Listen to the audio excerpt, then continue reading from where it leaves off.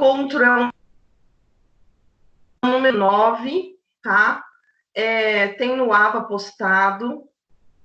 Vocês podem ver que no AVA tá até o encontro 10 já postado. O tema de hoje é aquisição de conteúdo. Então, esse tema também estava postado lá. Eu tenho enviado, postado as atividades no AVA e também enviado no e-mail de vocês, tá? Espero que vocês estejam recebendo. Do Tiago, depois eu vou mandar no seu e-mail.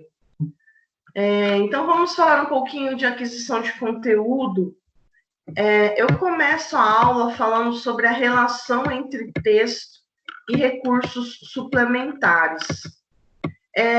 Nós falamos bastante nas aulas anteriores sobre estratégias de leitura e principalmente sobre marcas tipográficas. Quem que se lembra o que é uma marca tipográfica? Quais são as marcas?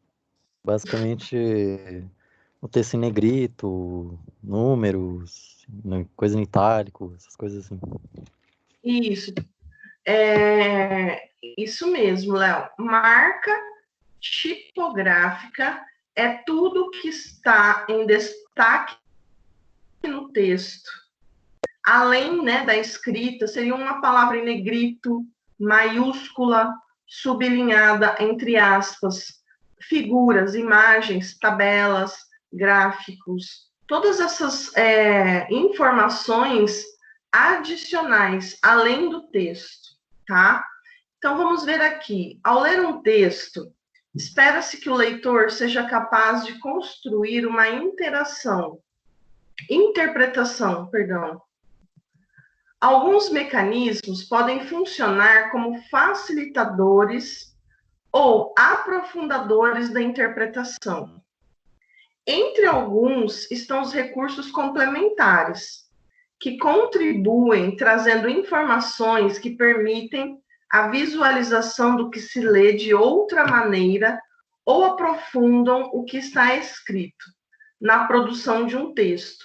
Isto é possível através do uso de gráficos, tabelas, desenhos, fotos, quadros, entre outros. Então, se você observar, o que nós chamamos de marcas tipográficas nas estratégias de leitura, que nós vimos até agora, ela também é chamada de recursos suplementares. O que seria um recurso suplementar? Que vai além, né? Um suplemento, que é um adicional, é um plus, tá? Então, por que ela é um plus? Porque o autor de textos acadêmicos, textos científicos, ele precisa escrever o texto de forma corrida. Mas, em um momento ou outro, ele coloca em maiúscula para chamar atenção, né? Letra maiúscula, vocês sabem que na internet significa que a pessoa está brava, que a pessoa está nervosa, né? E negrito, que a palavra é importante, que é uma palavra-chave. Itálico é uma palavra estrangeira, em latim ou em inglês. Então, nós temos essas marcas, né, esses recursos suplementares que nos dão um aporte, nos dão um suporte na leitura. E os gráficos, as tabelas, as imagens, eles também trazem informação adicional ao leitor. Então, é muito importante que você faça a leitura, né, desses gráficos, das tabelas. Tem gente que simplesmente ignora, porque não gosta do gráfico, pula. Mas às vezes não. Quando coloca gráfico, você pode saber que a pergunta está ali, né? A resposta da pergunta está exatamente no gráfico, na tabela, na imagem, porque o autor colocou de propósito para chamar a atenção do leitor. Então, podemos encontrar nos textos uma variedade de elementos não verbais, capazes de nos fornecer informações valiosas sobre o significado global dos mesmos. Eu havia falado para vocês sobre texto verbal que é aquele que tem o verbo, o vocábulo, ou seja, a palavra, e tem o texto não verbal, que é aquele que só tem imagem, só tem um gráfico, só tem uma tabela, não tem verbo, ou seja, não tem palavra. E existe também os textos mistos, que tem tanto o verbal quanto o não verbal. O que é um texto misto? Que tem a palavra, o vocábulo, e também tem imagens, tem gráficos, tem figuras, tá? Então, conhecidos como marcas tipográficas, estes elementos podem ser números, símbolos, caracteres especiais, por exemplo, palavras em negrito, em itálico, sublinhados, caixa alta, entre outros. A divisão de texto em títulos e subtítulos também é importante, nós identificarmos qual é a estrutura textual, qual é o tipo textual. Vocês já viram que os tipos textuais são a narração, a descrição, a dissertação, né, a argumentação, a injunção, entre outros. E os gêneros textuais, eles são inúmeros. Conta que são mais de 3.000 gêneros textuais. Vai desde uma receita de bolo a um texto científico, a um texto jornalístico. Então, nós temos mais de 3.000 gêneros textuais. E a divisão do texto em títulos e subtítulos, gráficos e tabelas, fotografias, desenhos e outras ilustrações. Por que a gente bate muito nessa tecla? Porque tem alunos que, quando tem uma imagem, ou um gráfico, uma figura, sei lá, uma tabela, ele não olha para aquilo. Principalmente para os alunos de letras, né? Que não gostam de números. Então, ele já bloqueia, ele fala, nem vou ler. Mas a informação está ali, é uma informação adicional ao texto. E muitas vezes, o que se pede está justamente ali na análise do gráfico da imagem. Então, essas são as marcas tipográficas, a gente está só relembrando. Eu gostaria que vocês me dissessem o que significa essa imagem. Quem está em outro idioma, mas a gente consegue detectar o que significa. Coca-Cola? Parece o logo da Coca-Cola. E isso é o rótulo da Coca-Cola. Muito bem, parabéns. Lígia e Leonardo responderam juntos. Como é que eu chego à conclusão que um rótulo de refrigerante, especificamente da Coca-Cola? Bom, pelas cores, né? Pelo design da letra, pelas marquinhas, né? As bolinhas lá, pelo risco, ok? Então, eu tenho aí um texto que eu chamo isso. Agora, eu pergunto, é um verbal, não verbal ou é misto?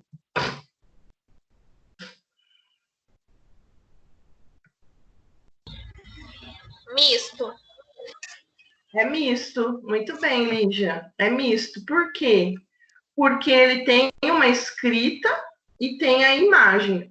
Apesar de nós não sabermos o que está escrito, porque está em outro idioma, mas ele tem o vocábulo, ele tem a escrita, né?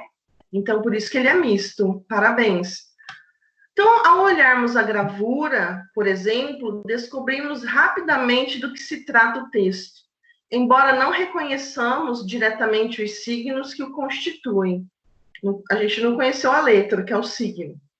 No processo de compreensão da gravura, nos baseamos em nosso conhecimento de mundo, na associação com propagandas semelhantes em nossa língua, nos recursos gráficos, como as listras e bolhas na parte inferior, nas cores e numerais. Enfim, usamos as marcas tipográficas para ler um texto. Tem mais um texto aqui, vamos ver.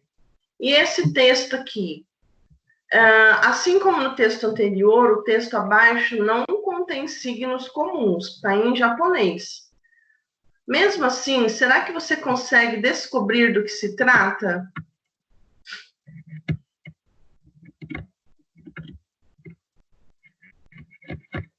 Quem arrisca? É goma de mascar?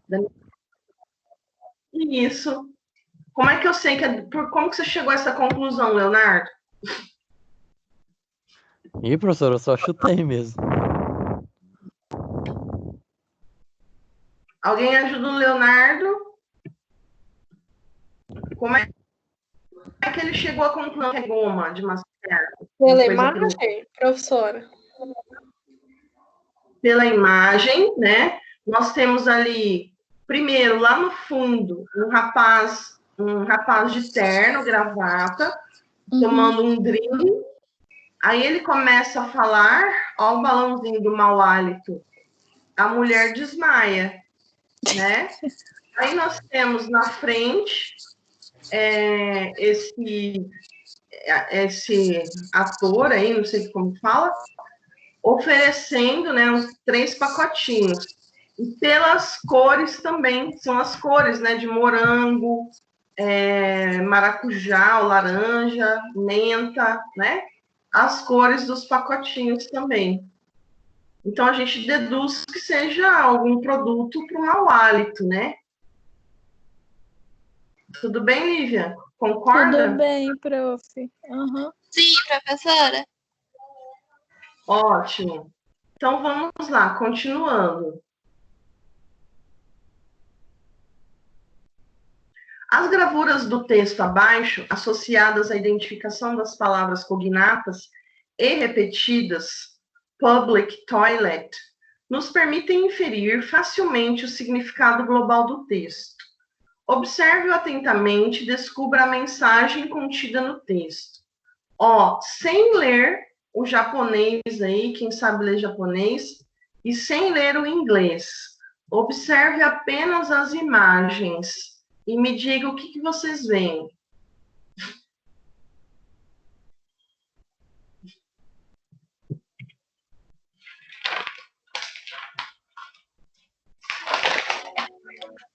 Algo relacionado à ecologia, professora? Relacionado ao? Ecologia, como que fala? Preservação, alguma coisa. Não. Tá quente. Tá relacionado à ecologia, mas é alguma coisa. Não vou falar. Quem gostaria de falar? É isso, gente. Oi? Quem ajuda a Lígia, gente? Basicamente está falando que se jogar um cigarro aceso, mais ou menos, nas folhas mortas, basicamente cria uma fogueira. A conscientização do lixo, né? O incêndio. O incêndio causa Pode incêndio. causar um incêndio, né? A bituca de cigarro pode causar um incêndio quando jogado nas plantas, sei lá, na floresta, sei lá, alguma coisa assim. Tá certo. Já anotei a chamada aqui. Pessoal, a primeira figurinha lá, o mocinho lá, está onde? E o sinaleiro. Sinaleiro numa via pública, né? Numa via pública, que tem iluminação. Aí, o que ele faz? O que ele faz? Ele joga uma bituca de cigarro no chão, né? E aí ele encosta, essa bituca queima, encosta numa folha, provavelmente uma folha morta ou seca. Aí o que acontece? Pega fogo. Fogueira. Pega fogo. Acontece um incêndio. É assim que começam os incêndios nas florestas, na beira de rodovia, né? Por conta disso. Muito bem. Aí tá falando lá a questão, né? A cigarette butt tossed away on dead leaves on the pavement. That's all you need to start a bonfire. Uma bituca de cigarro jogada fora sobre folhas mortas on the pavement, né, na calçada. Ou na rua, você precisa. Isso é tudo que você precisa para começar um bonfire, um incêndio. Muito bem. Então, vocês observaram que mesmo sem saber inglês ou japonês, a gente conseguiu entender o texto, a mensagem, por meio do quê? Das imagens, tá? Agora tem uma outra imagem aí. Não precisa ler o inglês, só observa a imagem. Usando as mesmas estratégias, será que você também consegue descobrir que mensagem o texto a seguir quer passar? Quem gostaria de falar? Jesus. Isabela, Daniela, Nilson, estão muito quietas aí, né? Ninguém se manifesta, Ana Lígia? Professora, Não é para falar do que está em inglês? Não, é da imagem. Ah, tá. Professora, eu não tô Vou deixar conseguindo eles falarem. ver nem a senhora. Oi? Eu não tô conseguindo ver nem a senhora, tá muito ruim minha internet. Ah, tá. E a Daniela, tudo bem? Tudo bem. Eu só tô vendo a sua cara e o resto não tô vendo. Tá vendo o slide? Não tô vendo, a minha internet tá muito ruim. Entendi. Mas eu mandei no e-mail de vocês, tá? Tô tentando abrir. Daniela, você é a Dani Mary, mesmo. né? Ah, tá. Mandei no seu e-mail, sim, tá? Bom, a Lígia tá enxergando aí, tá vendo? Fala para nós, Lígia. tá. É um carro esmagado por um cigarro. Tá. Quem tem uma outra... Quem ajuda? Professor, parece que dá a entender que o cigarro causa morte, o tabagismo. Uma coisa assim. Acidente, eu acho. Posso tentar? Pode. O fato do cigarro, tipo, ele tá grande aí, né? Tipo, a demonstração dele tá grande. Pode ser, na verdade, eu acredito que seja, não sei, na verdade. Tipo, é porque as causas de morte são maiores, de cigarro estão causadas maiores, né? Aparentemente, falando. E o carro é o mesmo tamanho do cigarro aqui, então, calma, eu vou tentar mostrar a linha de raciocínio também sem falar, né? Então, o cigarro tá no mesmo comparativo do carro, entendeu? Ou não? Só que quer dizer que é maior ainda as causas. Deu pra entender, gente? Entendi. Então vamos lá. O cigarro, como a Lívia falou, está em tamanho maior, né? Do que o carro, para mostrar que o cigarro causa acidentes no trânsito. Eu nunca tinha parado para pensar nisso até hoje, né? A gente sempre ouve as campanhas do Detran falando que é o quê? Que é o alcoolismo, né? O alcoolismo que causa acidentes, que é o motorista embriagado. Mas essa pesquisa mostra que tem um grande número de acidentes devido ao cigarro. Como assim? A pessoa vai acender o cigarro, procurar o cigarro, se distrai na direção, né? Às vezes o cigarro cai no colo e ele se perde. Então, causa morte. Lívia, lê pra gente aí Peraí, deixa eu o, só abrir a aqui que saiu. frase em inglês. Tá. Death é em inglês mesmo, né? Ou você quer que traduza? Ah, tá. Death from car accidents, 370. Death from related cause, 6,027,000. Não é million, não. 6,000. É 6,000. 6,027 quit now before it kills you. Então, a morte por carros é menor do que as relacionadas ao fumo, ao cigarro. São bem maiores. Você viu só? Vocês sabiam disso ou foi novidade para vocês? Super novidade. Para mim também. Bom, observe atenciosamente as marcas tipográficas presentes no texto e reflita um pouco. Você consegue perceber alguma relação entre este texto e o anterior, lá do incêndio do fogo? Ambos abordam os mesmos temas, sob as mesmas perspectivas. Vamos voltar aqui. Vocês, qual que é o tema dos dois? Eles estão relacionados, sim ou não? Sim. Sim. O fumo. Mas eles estão abordando o mesmo assunto? Apesar de ser tabagismo, né? Um é incêndio e o outro é acidente, né? Acidente de carro, no caso. Okay? Então, eles abordam os mesmos temas, sim, que é o tabagismo, mas com perspectivas diferentes. Essa é a resposta. Concordam? Sim. Sim. Pessoal, o próximo texto, deixa eu só voltar aqui.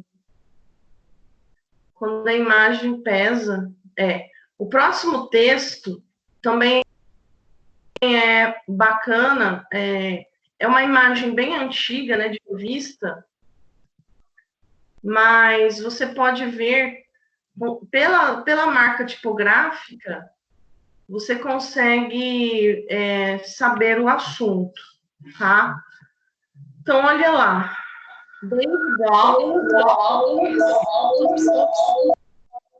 Quem tá com o fone ligado aí? Eles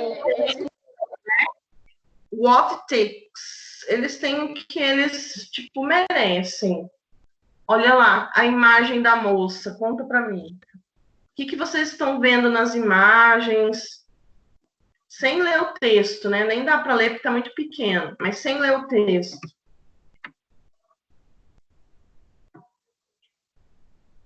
Sobre o que fala esse texto?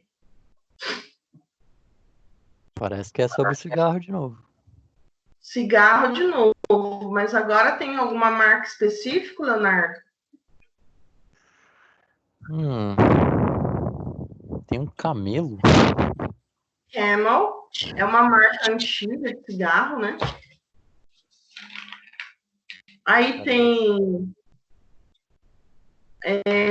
que mais? É uma aviadora fumando. Uma aviadora.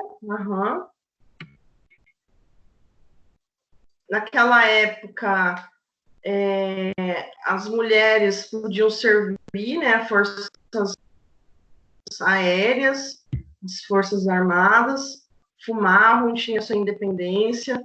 Então, vamos lá. Mas ela pode fumar dentro do avião? Aí eu acho que não, né? Senão vai causar acidente, né? Ainda mais combustível ali perto. Bom, é a propaganda de um cigarro, mostrando a liberdade, né, da pessoa. Bom, nos 3 textos anteriores, por exemplo, é o conhecimento que temos sobre os males causados... Só um pouquinho que passou demais. Os 3 textos falam dos males causados pelo tabagismo. sobre as regras de conduta social que regulam o fumo em ambientes públicos e a forma como ele era visto até algum tempo atrás, que nos ajuda a entender cada texto e estabelecer diferenças e semelhanças entre eles. Da mesma forma, as imagens, a disposição das informações na página, palavras em destaque, números, títulos e subtítulos nos ajudam a inferir o conteúdo dos textos, especialmente quando não temos conhecimento linguístico suficiente para entender todas as palavras. Então, aqui mais uma vez prova a questão da importância da imagem, né, da marca tipográfica para o leitor. E esse texto aqui, o que vocês veem?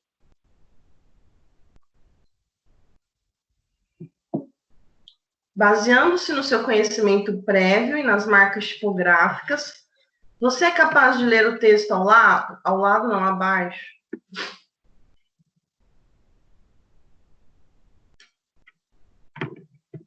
O que você me fala? Tiago, tá aí ainda?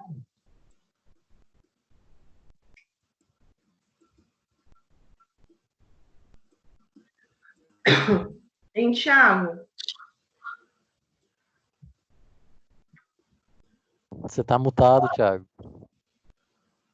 Tiago só tá conversando só.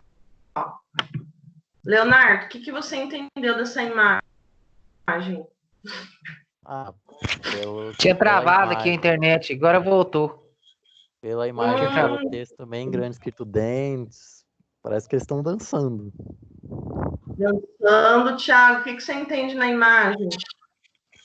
Eu acho que eles estão, isso que o Leonardo falou, acho que eles estão dançando e fazendo a propaganda de um celular, né? Certo, quando é assim, quando lançou um celular com música, de certo, pelo jeito. Que é bem antigo esse celular aqui. Então, de certo, foi aquela época que lançou o celular com música e dá para ouvir música onde você estiver. E dançar pelo celular. Coisa assim. Muito bem, Thiago.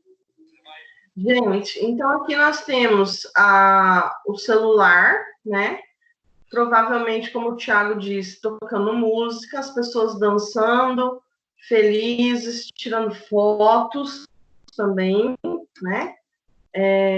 E aí, eles estão o quê? Entre amigos, na praia, comemorando.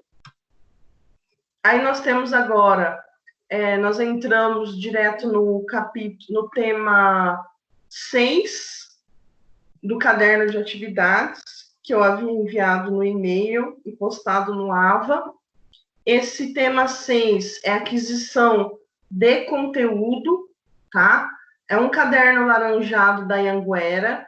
Eu preciso que todos tenham esse caderno, porque eu vou tirar as questões da prova, né, desses temas. Basicamente, desse caderno laranjado da Anhanguera, não sei se vocês viram, mas eu sou a autora do caderno. Então, lá nós vamos usar o tema 1, o tema 2, aí o tema 3, 4, 6 e 7. Então, anotem, por favor, para vocês poderem estudar, né, as questões. No final do tema 1, tem uns exercícios, acho que 10 exercícios. No final do tema 2 tem exercícios. No final do tema 3, 4, 6 e 7, tá? Anotem aí para vocês estudarem. Como vocês já sabem, próxima aula é prova. As orientações estarão no AVA, no encontro 8, tá? Eu vou mandar por e-mail certinho as orientações, mas elas estarão no AVA também, no encontro 8. Agora vamos falar um pouquinho do trabalho oral. O trabalho oral dentro da sala de aula de língua estrangeira, né? No caso, em inglês. Compreende atividades diversas, como a pronúncia, a transmissão do vocabulário e a expressão oral. O treino dos órgãos vocais deve começar desde a primeira lição. Pode ser feito não só por intermédio da expressão oral, como também por meio das canções. a canção ou música obriga uma pronúncia um tanto exagerada. Nesse caso, é altamente recomendável e permite realizar a repetição dos mesmos sons e das mesmas frases, sem cansaço e nem artificialidade, tá? Então, o trabalho oral é quando você trabalha a oralidade dentro de sala de aula. Eu gosto muito de trabalhar música, porque a música, ela trabalha todas as habilidades. Quando você ouve a música, você trabalha a audição. Quando você lê a letra da música, né, tem a letra da música em mãos, você trabalha a leitura. Quando você canta, repete a música, você trabalha a fala. E quando você faz exercícios, você trabalha a questão da escrita. Então, a música é a atividade mais completa que trabalha ao mesmo tempo as 4 habilidades. E sem contar que todos gostam, né, de música. A pronúncia de uma língua compreende a exata reprodução das vogais e das consoantes, assim como dos sons formados pela combinação dos mesmos. Em relação à fonética, todo professor de línguas deve ser um foneticista. Olha aí a tarefa de vocês. Isto é, possuir uma pronúncia impecável, conhecer a estrutura dos órgãos vocais e seu funcionamento no ato da emissão dos sons. Vamos supor que você vai, né, trabalhar seu estágio curricular ou conseguiu, né, uma vaga para ser professor de inglês. Você precisa preparar seu texto antes. Ouve, né, esse texto. O tradutor do Google, ele tem um fonezinho que você clica e ele repete as palavras que você digita ali. Se você tiver alguma dúvida, né? Ontem mesmo, dando aula na medicina, eu tinha dúvida como é que falava a palavra miocárdio. Aí eu fui lá no Google, né? Cliquei, digitei a palavra, e aí cliquei no sonzinho, e aí ele repete a palavra myocardial. Entendeu?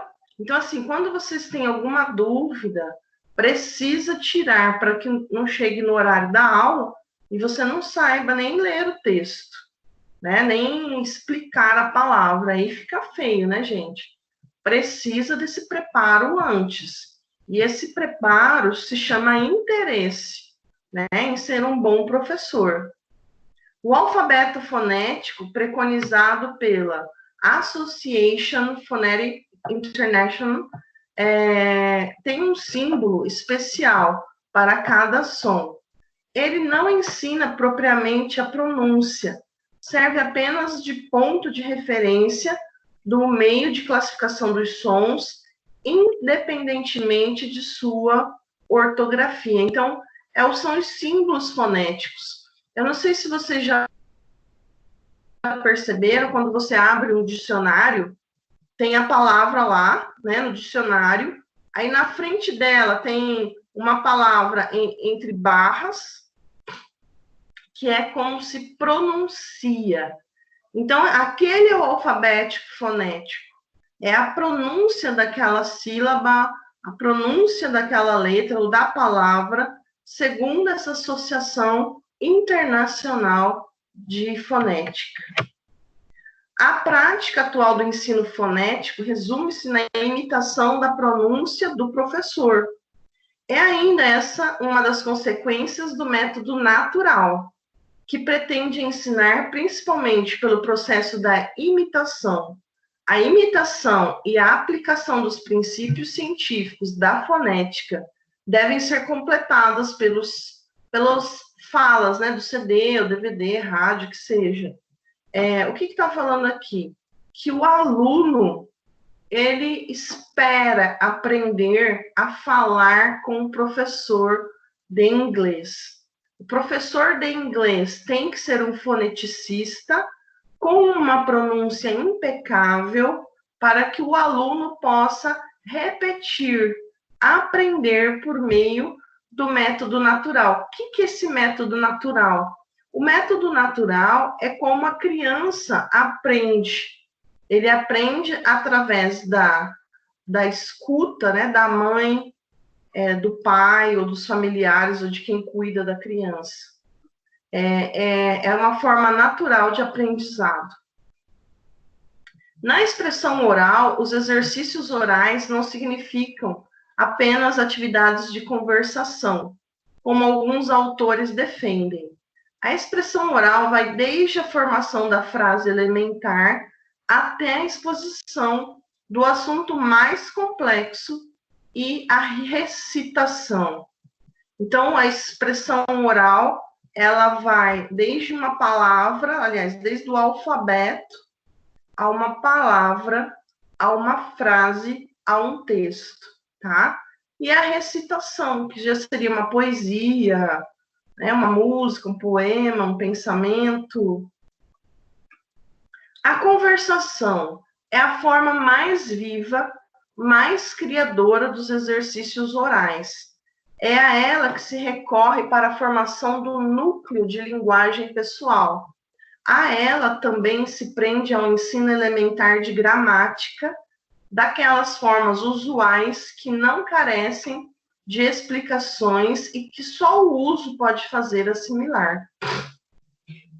Então, a conversação, ela requer do professor imaginação, vida, personalidade e bom humor.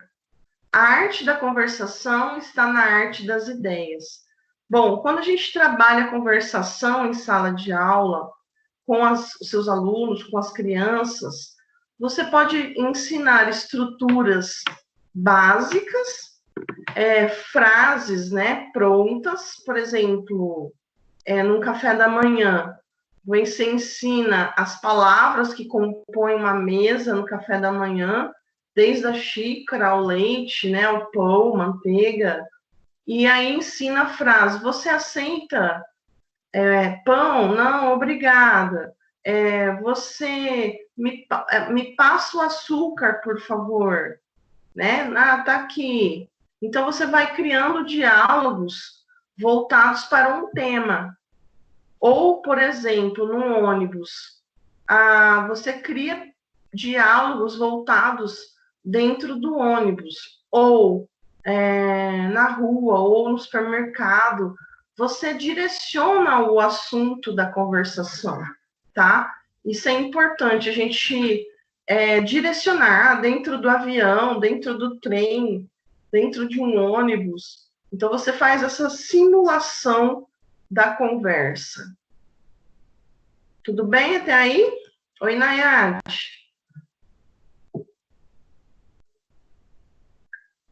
Agora tudo bem. A Nayade entrou, ficou muda. A composição oral consiste em encadear frases em torno de um mesmo assunto, de forma a obter um todo seguido. A descrição de imagem comporta ainda diálogos imaginados entre os personagens que nela figuram, dramatizações, descrições. A redação que resulta desse exercício pode ser copiada no caderno de redação. O que a gente está falando nessa segunda bolinha, no segundo tópico? Tem professores que levam uma figura, uma imagem para a sala, e o aluno vai, a partir daquela imagem, escrever frases, tá? Ou, se tiver um nível mais avançado, produzir uma redação a partir de uma imagem. Entenderam a diferença? Então, olha lá, a descrição de imagem comporta ainda diálogos imaginados entre os personagens que nela figuram. Isso era muito comum, né? Uns anos atrás.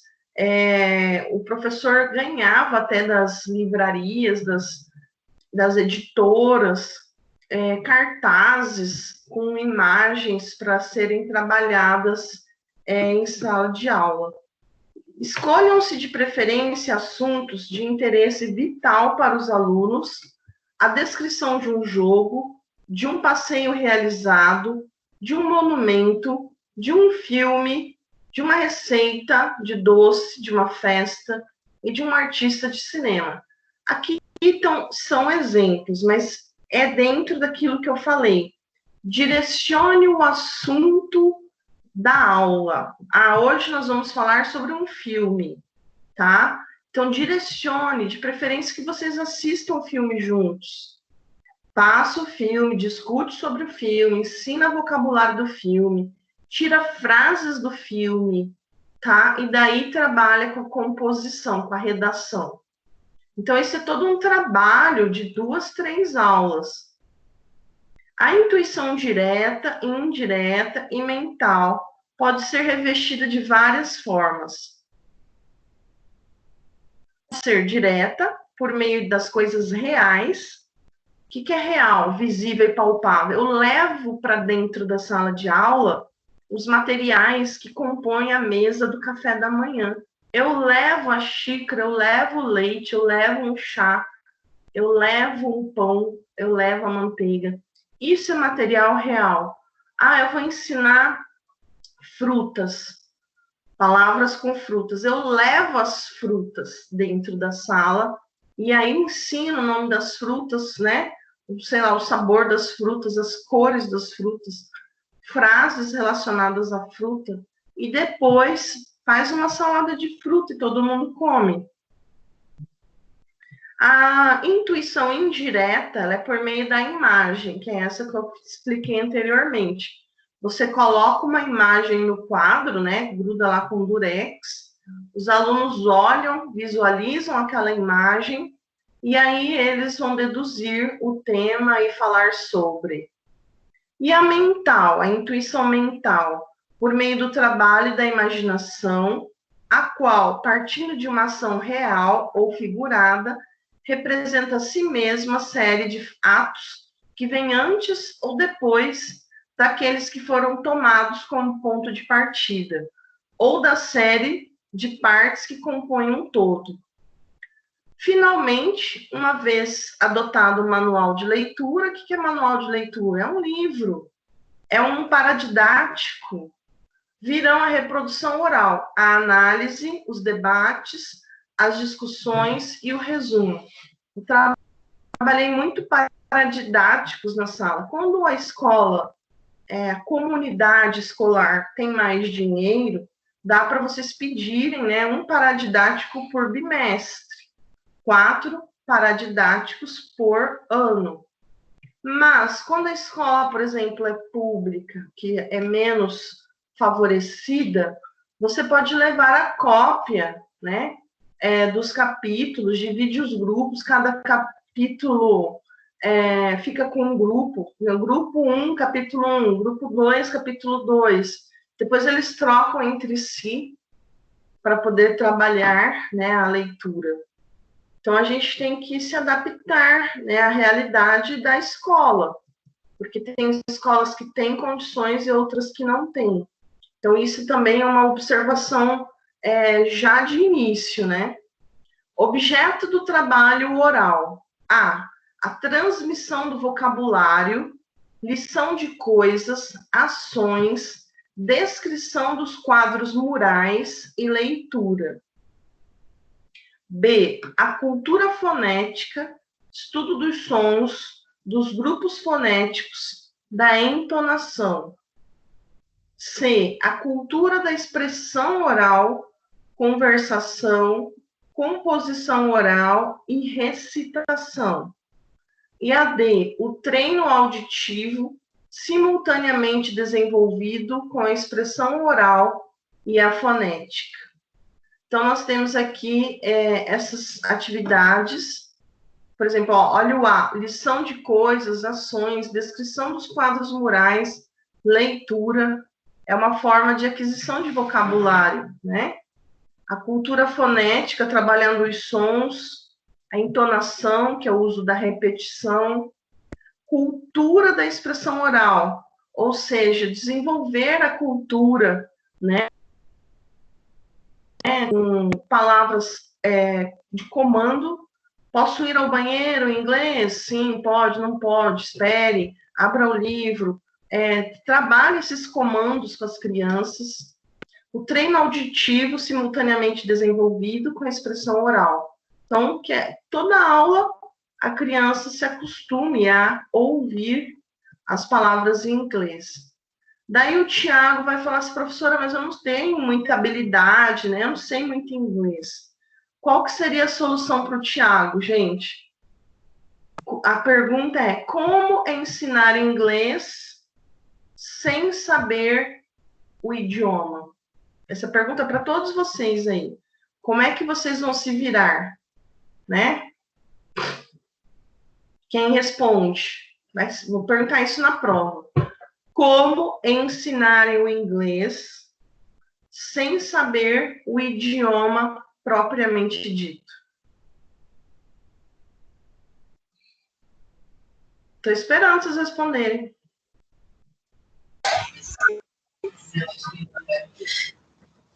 Acho que a gente tem que se procurar se profissionalizar, né? Enquanto dando aula. Sempre pesquisar, estudar em casa, né? Pelo menos o que você vai dar de conteúdo. Primeiro passo, né, Lívia? Digamos assim, que é o mínimo, né, que a gente espera, né? Aham. Quem complementa a Lígia, gente? Nayade, Silvana, Tiago, Leonardo, Isabela. Quem complementa aí? Quem que ajuda? É isso aí que a Lígia falou, né? Estudar em casa e tentar adequar da melhor forma possível, tipo imagem, desenho, alguma coisa que eu vou poder entender. Ou até usar o Que mais? tradutor também é uma forma de usar o tradutor também é uma forma de eu acredito de estudar também, né, antes de dar aula. As palavras, a forma correta como falar. Opa. Acho que isso. Verdade. Lívia, gostaria de complementar, Leonardo. Tudo bem, Dá para Nayade? usar também um pouquinho as palavras cognatas, né? Que a gente viu nos outros tópicos. Ah, verdade. Palavras cognatas. Uhum. Despertar o olhar das crianças, né, para as palavras cognatas. Bom, gente, basicamente isso tudo que vocês falaram, mas o principal é o seu interesse em ser um bom professor. Então, entra nas qualidades de um bom profissional, que é esse preparo antes. No início da carreira, vocês vão demandar mais tempo de preparo, mas depois vocês vão pegando o jeito, vão pegando as palavras, né? Aí você, em vez de gastar 10 horas preparando uma aula, você já vai gastar meia hora, 1 hora, tá? Preparando a aula. Então, assim, é muito importante no início da carreira essa dedicação extra, tá? E essa persistência, né? Eu lembro quando eu comecei a ensinar inglês, isso 25 anos atrás, eu gastava horas e horas, né, planejando a aula. Então, assim, é esforço do profissional, principalmente para o profissional que tem a consciência que ele não sabe muito inglês, né?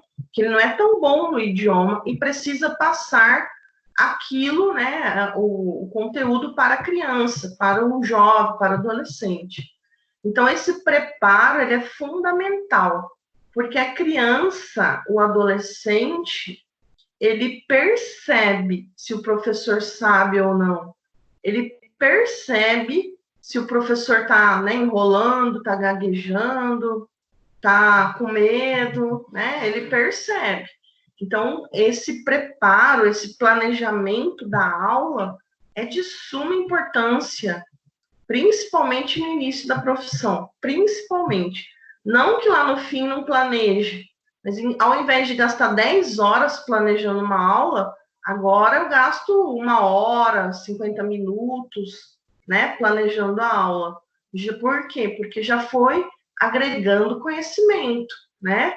já fui agregando valores, conhecimento. Aquela palavra, por exemplo, que eu olhei ontem no dicionário, né? Que é o myocardial, que eu falei para vocês, eu nunca mais vou olhar. Já gravei como é que fala, o que significa, né? O uso. Então, não vou mais olhar, é isso que eu quero dizer. Você olha uma vez, duas no máximo, depois já fixa na memória. E o vocabulário, gente? Há várias espécies de vocabulário. Há o vocabulário da língua escrita, necessário à técnica da leitura. Há o vocabulário da língua falada, empregado na expressão oral. Há o vocabulário passivo e o ativo. Eles são os que mais interessam a metodologia, pois os vocabulários da língua escrita e falada têm entre si uma correlação tão grande que não chegam a constituir dois problemas diferentes. Então, o que seria esse vocabulário ativo e vocabulário passivo? Alguém lembra? Eu já falei sobre isso várias vezes. O que é o vocabulário ativo e o vocabulário passivo? Quem que lembra? Ninguém lembra? Não lembra, Léo? Então, com memória... Vamos lembrar aqui. O ativo é aquele que está na sua boca, no seu dia a dia. Você usa com frequência. Esse é o vocabulário ativo. Ele está ativo no seu uso diário. E o passivo é aquele que fica armazenado na memória. Mas quando você se depara com uma imagem, tipo aquela da Coca-Cola, quando você se depara com uma situação, traz à tona, traz na memória aquele vocabulário que estava lá guardado, que estava armazenado na memória. Então, esse é o vocabulário passivo. Vamos ver aqui. O vocabulário passivo é aquele que se reconhece ao vê-lo escrito ou falado, ao passo que o vocabulário ativo é o que se emprega na conversação ou na redação, ou seja, no seu dia a dia, tá? O vocabulário passivo é sempre infinitamente maior, mais volumoso do que o ativo. Por quê? Porque ele fica em grande quantidade armazenado na memória. Aí quando você vê um texto, você já sabe o que significa, né? Ontem, por exemplo, eu pesquisei a palavra clot. C-L-O-T, clot. Significa coágulo. Bom, usei para aula ontem, coágulo, clot. Eu não preciso mais ler essa palavra, procurar essa palavra. Com certeza, daqui a anos, ela vai ficar armazenada na minha memória, no que a gente chama de vocabulário passivo. Mesmo que eu nunca mais use a palavra coágulo em inglês, que é o clot, eu já sei o que significa, ela fica armazenada na memória. Então, a ele pertencem todas as palavras idênticas ou semelhantes às da língua materna. Todas as palavras correlatas entre si, derivadas e compostas, todos os vocábulos que se pode compreender sem explicação, deduzindo-se da significação geral da frase, todos os aumentativos, diminutivos, pejorativos, entre outros. Ou seja, é o vocabulário que fica armazenado. Aí nós temos agora a questão do uso de realia. Bom, realia vem da palavra real. Quando eu levo para a sala de aula mapas, ilustrações, gravuras, jogos, revistas, canções, isso se chama uso de realia, uso de um material palpável, tá? Como eu dei exemplo do café da manhã, como eu dei exemplo das frutas. Eu vou ensinar frutas, eu levo as frutas na sala de aula. E depois faço uma salada de fruta com as crianças. Isso se chama uso de realia, tá? A conversação, isto é o exercício dialogado e o recurso mais eficiente para criar e manter vocabulário ativo. A leitura, os cadernos de notas, ilustração, ditado, composição, gramática e civilização estrangeira. Então, nós temos aí a conversação, ela já é um pouco mais trabalhosa, requer conhecimento do professor para corrigir o diálogo dos alunos. Então, eu recomendo a vocês que não sabem tanto inglês, levem conversações prontas. Levem lá frases prontas. Nós chamamos isso de small talks, pequenos diálogos, pequenas conversações. Por exemplo, hi, how are you? I'm fine, thank you. And you? What are you doing here? Aí você começa desenhar, né? Escreve no quadro ou leva impresso uma conversação básica, que comece com good morning, que comece lá com o hi, o hello, né? What's your name? My name is.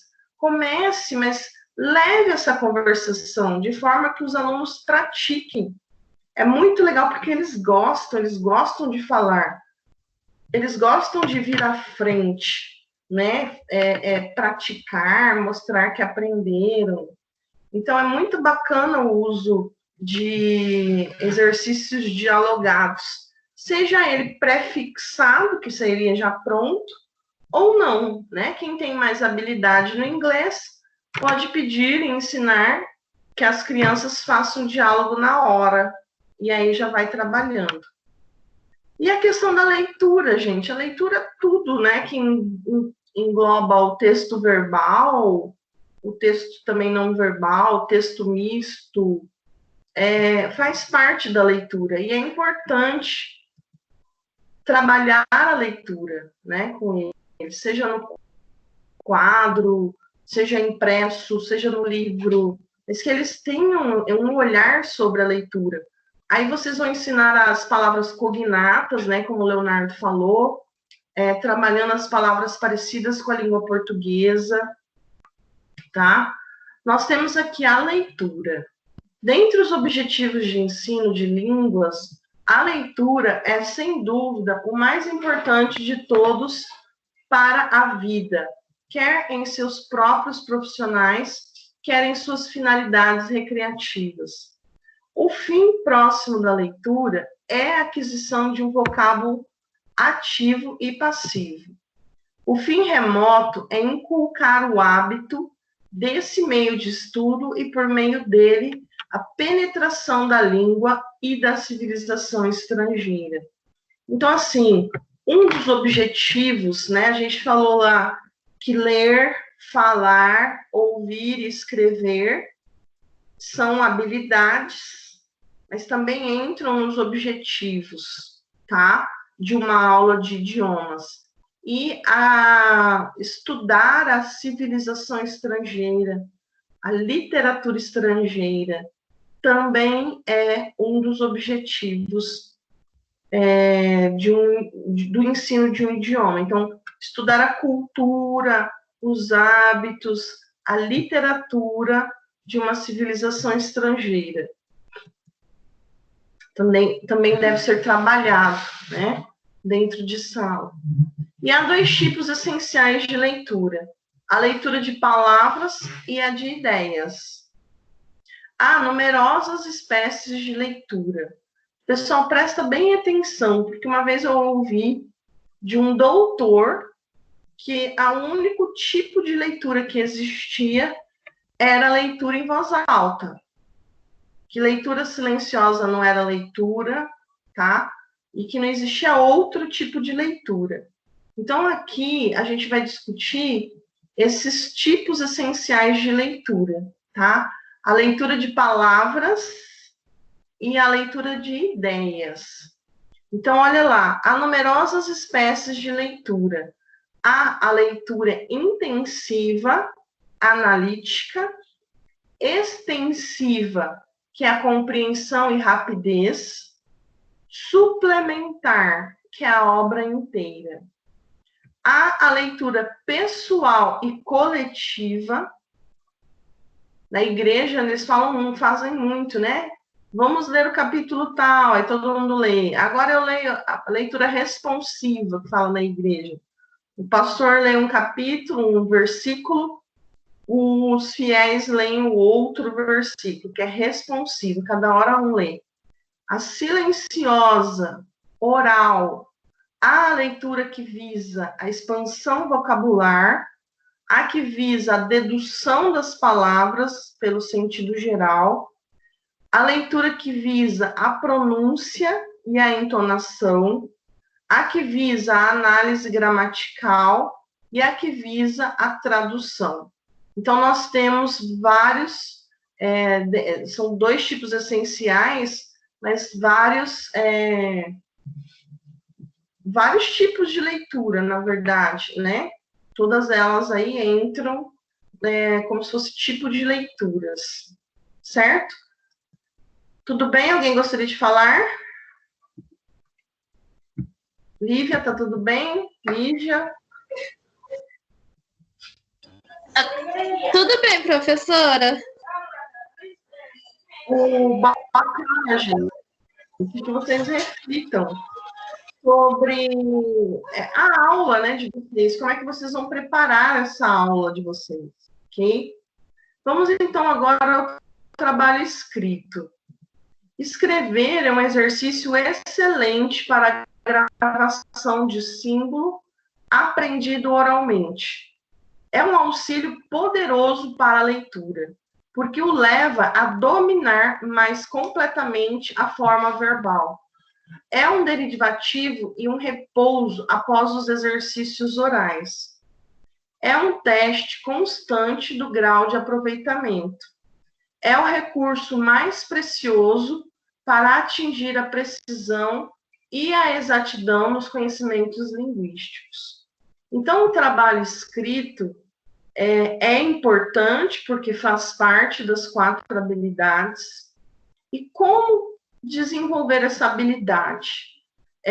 Eu peço muito de tarefa, não em sala de aula, tá? Por conta do tempo, para não enrolar a aula, que os alunos copiem o texto do livro em inglês e os alunos traduzam o texto do livro. Isso é tarefa, é sempre. Porque, assim, eu uso um livro, né, em inglês, uma coleção, e aí sempre tem, quando abre a coleção, abre para discussão, conhecimento prévio de mundo do aluno. Aí, já virando a página, já entra um texto, compreensão textual. Aí, depois, virando a página, vem gramática, né? Já vem exercícios de gramática, vem exercícios de fonética e o trabalho escrito também. A última página do capítulo é para eles produzirem algum texto, algum parágrafo escrito. Mas sempre eu peço para eles copiarem e traduzirem o texto. Isso é tarefa para ser feito em casa. Por que copiar? Muitos pais, né, questionam, por que copiar? Eu deixo aí um desafio para vocês pesquisarem sobre a neurociência, que fala assim, que quando a pessoa copia, ela trabalha mais de 340 músculos do cérebro. Quando a pessoa só digita, ela trabalha só em média de 80 músculos. Né? Então, o ato de copiar trabalha os músculos do cérebro e fixa a palavra na memória. Querendo ou não, ele vai fixar aquela palavra na memória. Principalmente para as pessoas que são visuais e sinestésicas. Né? As visuais, por quê? Ela vai olhar o texto, vai copiar, passar para o caderno, ou as sinestésicas, porque elas têm que pegar, né? Como que elas pegam o texto? Copiando, fazendo essa atividade. Então, assim, é uma atividade que vale a pena, porque é uma das atividades de fixação de vocabulário na memória, tá? Então, eu recomendo para vocês aí. Vão copiar música, copia o texto, mas não em sala de aula, tá? Porque senão caracteriza que você está enrolando, que você não sabe realizar a atividade. Então, sempre de tarefa. Alguma pergunta até aqui? Ainda não. Lívia, está tudo bem? Está de acordo? Quer contribuir? Tudo bem, professor. Então tá. O trabalho escrito pode revestir vários aspectos. Pode ter por fim fixar exclusivamente as formas corretas, que é a cópia, como eu acabei de falar, verificar os conhecimentos de vocabulário e de gramática por meio do ditado. Gente, antigamente a gente fazia muito ditado em sala de aula, né? Eu não sei por que essa atividade se perdeu, mas é uma atividade muito bacana. Você dita a palavra, o aluno escreve no caderno. Depois, você vai no quadro e copia a palavra, né, correta, e o aluno corrige no caderno. E aí você conta, né, quantas palavras erradas. Quem acertou tudo ganha uma bala, ganha um prêmio, né? É como se fosse uma dinâmica feita em sala de aula. Então, o ditado é uma atividade muito válida. Pode ser desde ditado, por exemplo, de cores, frutas, a ditado de verbos, né? Verbos no participo passado, no passado, no presente.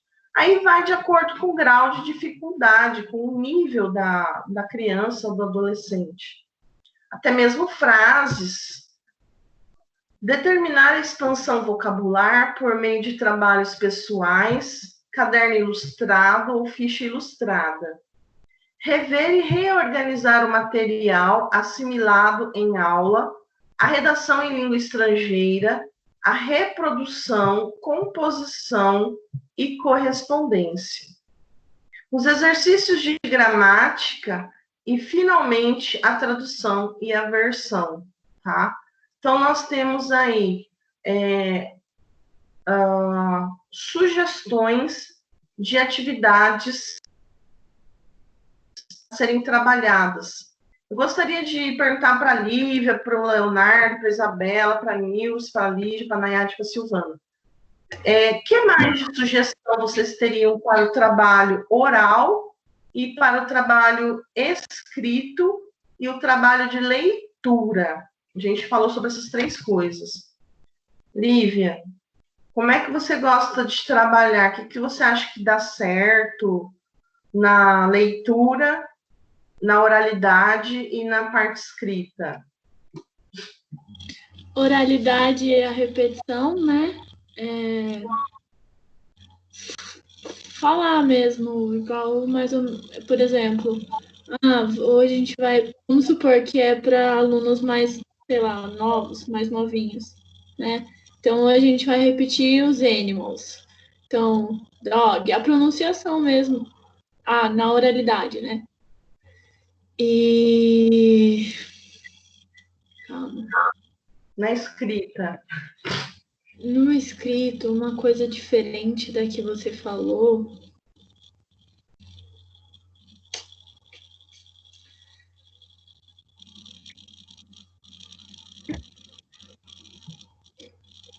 Não tá vindo nada na minha cabeça, Glaucio. Sem problema. Alguém ajuda a Lívia no escrito? Que acho que é só... Professora. Oi.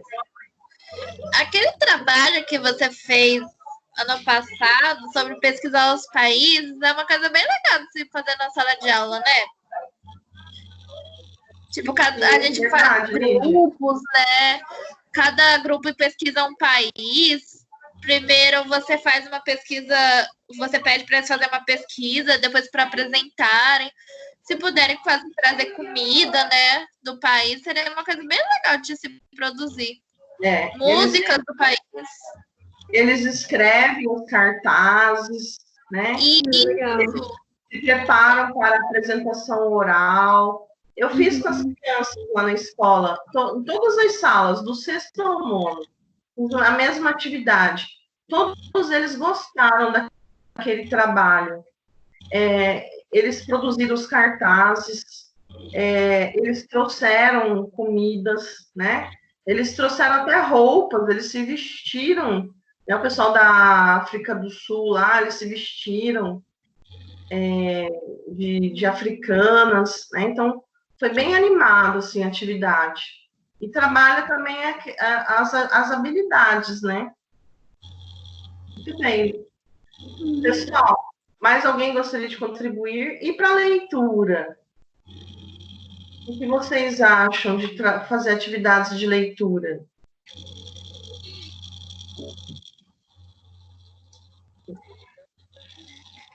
Histórias em quadrinhos. Histórias em quadrinhos, muito bem. Depende de que...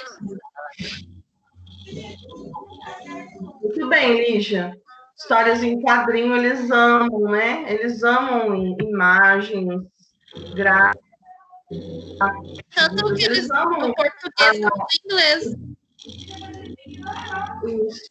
Eles gostam muito dos recursos suplementares que a gente viu no começo. Muito bem, pessoal.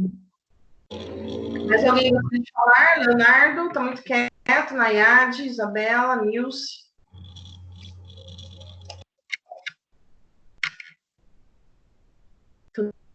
Tudo bem? Então, vamos lá. Vamos falar um pouquinho da gramática.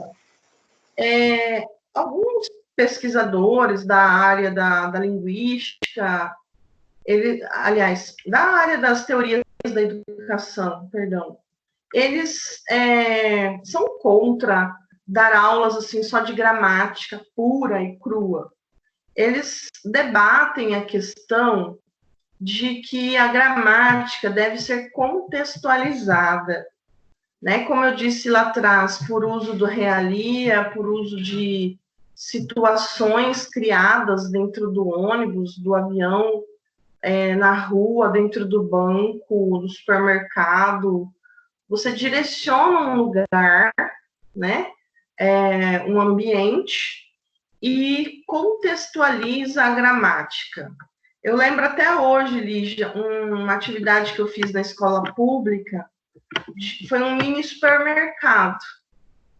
As crianças coletaram produtos, sabe, descartáveis, né, recicláveis, e onde estava, assim, por exemplo, a caixinha de leite, onde estava leite, né, eles colocaram um papel escrito milk. Assim, eles pegaram todos os produtos e eles montaram, era tanto produto que eles montaram um mini mercado em inglês.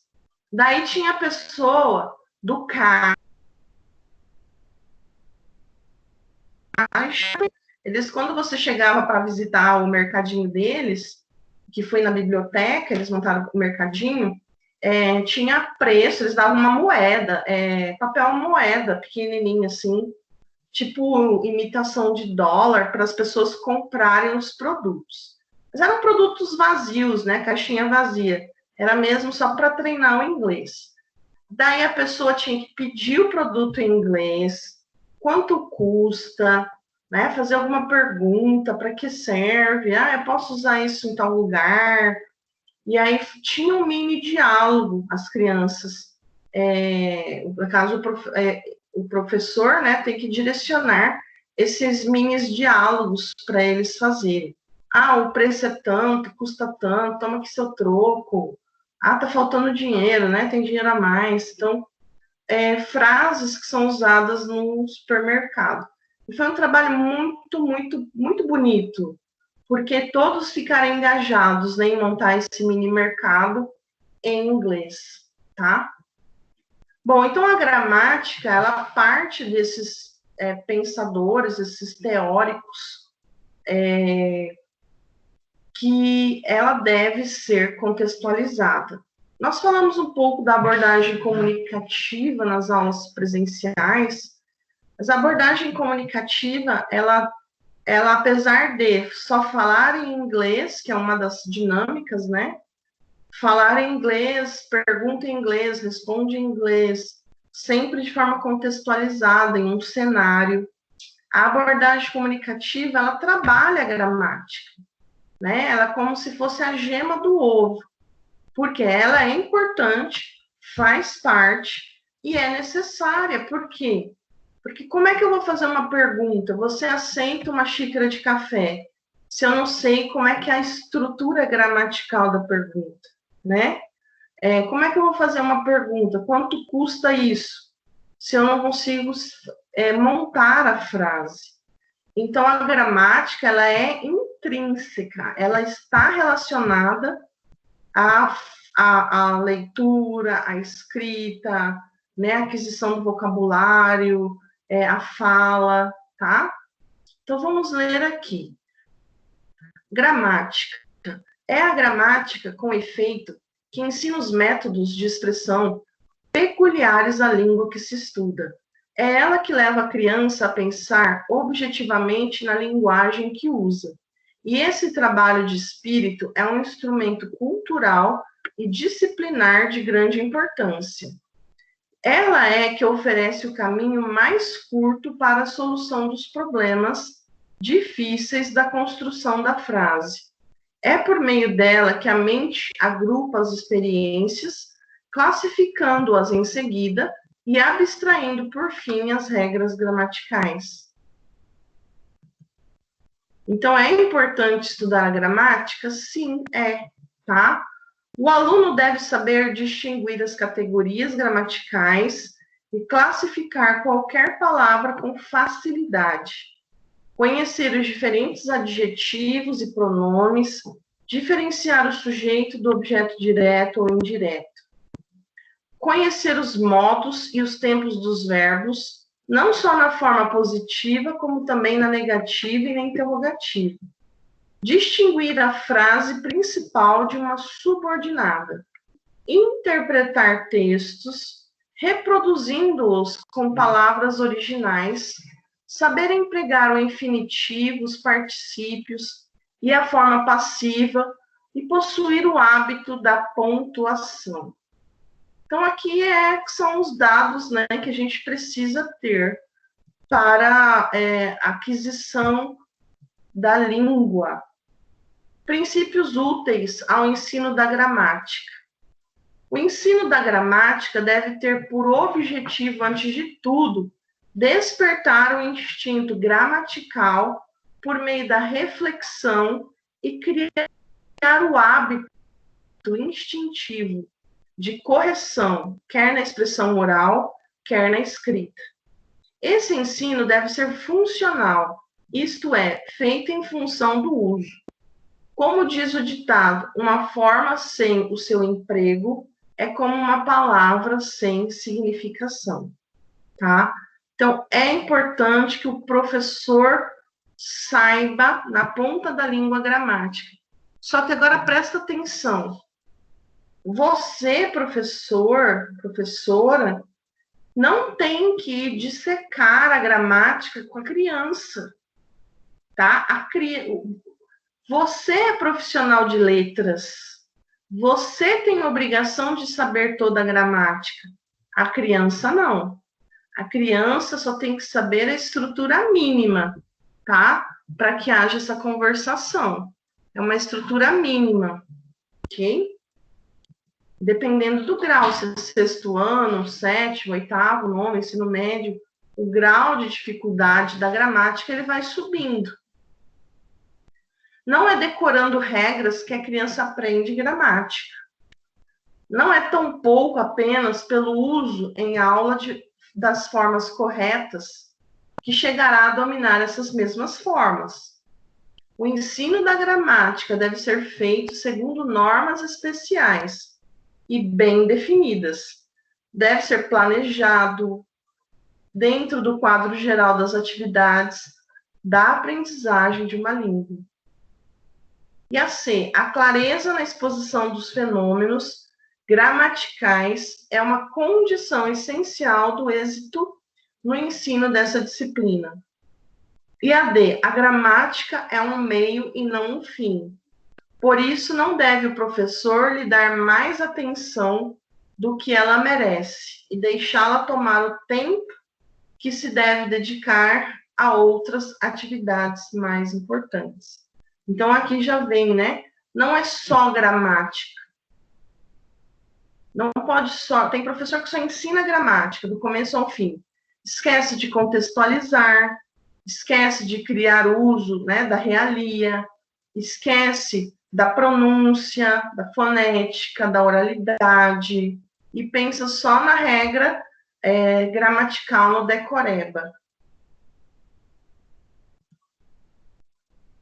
Alguma pergunta?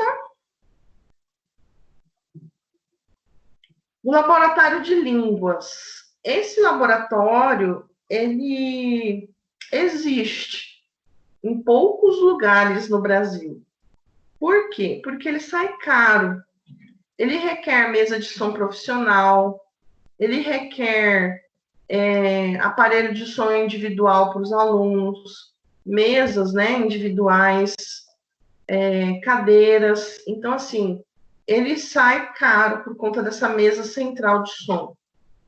O CD, mas você pode levar, né, um aparelho lá para um aparelho de som para sua sala de aula, nada impede que você trabalhe com a música, por exemplo.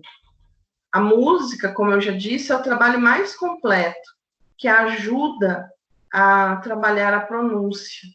Quer apresente canções populares ou canto, declamação ou narrativa, esquetes ou biografias, aulas ou trechos literários. O CD oferece sempre as mesmas vantagens: variedade de vozes, pronúncia geralmente impecável, identidade de repetição e facilidade de uso. Ensina a civilização estrangeira e de literatura, canções populares, contos de fada musicados, biografias, narrativas, aulas regulares, fábulas que servem de transição entre o curso de linguagem corrente de literatura. E o filme também pode servir para vários fins. Pode ser meramente recreativo, pode ter em vista ensinar vocabulário, a civilização estrangeira. O filme deve ser curto e deve estar integrado na aula. Gente, quanto ao filme, o recomendado é que você passe até 5 minutos. Toda a aula você pode passar 5 minutos, mas você não fique 2 horas assistindo um filme. Por quê? Porque não dá tempo de discutir. A atividade de só assistir o filme fica sem propósito. Você não trabalha vocabulário, você não trabalha expressões, tá? Então, e também dispersa o conhecimento, né? O processo de ensino e aprendizado. Então, assim, o recomendado é que você passe um trecho do filme, discuta quais foram as falas, o vocabulário, o cenário, discuta, por exemplo, verbos, né, frases, e aí, beleza, atingiu o propósito. Você pode trabalhar um bingo com aquelas frases, né, com aquela, por exemplo, vocabulário usado naquele trecho. Então, tem várias atividades. Você pode fazer até mesmo uma prova, né, de interpretação textual daquele trecho. Pode fazer perguntas e respostas. Então, é preciso que faça algo após o filme, tá? E se você não fizer algo após, para fechar a ideia do filme, a aula fica solta, fica descontextualizada. Pessoal, terminei aqui. Eu gostaria de saber se vocês têm alguma dúvida. Vou falar um pouquinho sobre essas atividades do AVA. Lá no final das atividades, que é o encontro 1 ao 9, vocês têm um pós-aula, tem atividades no pós-aula, façam, tá? E esses temas 3, 4, 7, 8, 9 e 10, do caderno de atividades, que eu sou a autora, da Ianguera, né, que está enlaranjado, eu postei lá no AVA e também enviei no e-mail. Façam os exercícios propostos no final desses temas aqui, porque daqui eu vou tirar as atividades para a prova, tá? Vocês têm alguma pergunta? Agora é a hora de falar.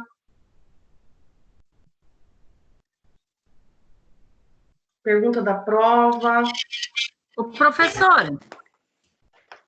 Oi. Professor, essa prova vai ser no horário da aula? Vai ser no horário da aula. Na próxima... E se, por exemplo, cair a internet, acontecer alguma coisa? Eu vou dar as instruções no ambiente virtual, lá no AVA. Anotem aí, a prova estará no encontro 8 do AVA, tá? Qual? 8? 8. Ah, tá. Então, lá terão as instruções, tá? Caso a internet caia, tem o plano B também. Eu vou deixar as instruções lá, tá bom? Vai ser no horário da prova, da aula, perdão. Vai ser, por exemplo, das 7 às 9, entendeu? Entendi. 7 às 9, a prova ordenada até às 9 da noite. É de consulta? É de consulta. Vocês estão em casa, né, gente? Eu vou estar, engraçadinho. Eu estarei online aqui no Microsoft Teams, mas não é obrigado a entrar aqui, não. É só se vocês tiverem alguma pergunta, alguma dúvida, daí vocês podem entrar aqui no Microsoft Teams. Eu estarei aqui online, no horário, né, das 19 às 21, para orientação, tirar alguma dúvida, mas não é obrigado a fazer a prova online, tá bom? Sim. Eu falo aqui no Microsoft Teams. Sim, entendi. É porque vai que cai a internet, acontece alguma coisa. Nunca se sabe. Tem que ter plano B, né? Porque a da Daniela mesmo caiu, ela falou. Eu sei. Ela tá no 3G, ela falou, daí ficou sem. Se entrar, não tem como, né? E a minha volta e meia cai também. Mais alguma pergunta, pessoal? Já anotaram aí onde que a prova vai? Oi, Nayade. Deixa eu só te perguntar. Então, a nossa prova vai até o encontro 10. Das 19 ao encontro 9, Nayade. Até o 9, então, né? Isso. Então tá. 10 eu não dei ainda. Eu dei hoje o 9. Tá. Entendi. 1 ao 9. E aí, as atividades é aquela mesma do caderno que a senhora enviou no e-mail, né? Isso. Está postado no AVA também. Então é só isso mesmo. Então tá, eu estarei online, né, aqui. Caso alguém tenha alguma pergunta, pode entrar aqui e fazer a pergunta. Tá. Avisem o pessoal das suas turmas, por favor, sobre a prova, sobre onde que estará a prova, né, que é no encontro 8, tá? De forma que vocês